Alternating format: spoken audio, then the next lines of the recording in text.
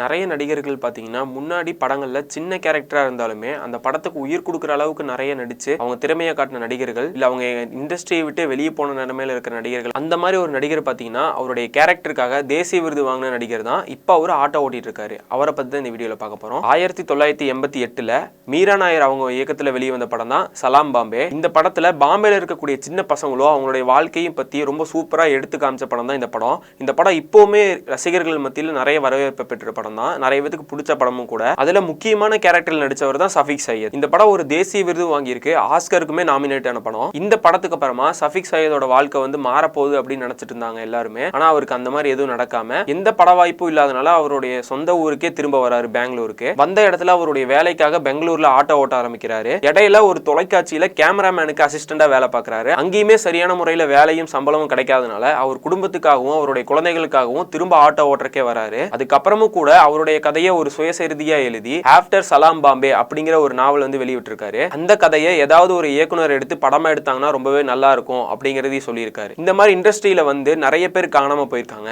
அவங்கள பத்தி நீங்க என்ன நினைக்கிறீங்க? உங்களுக்கு தெரிஞ்சவங்க அந்த மாதிரி யாராவது இருந்தாங்கன்னா கமெண்ட்ல சொல்லுங்க.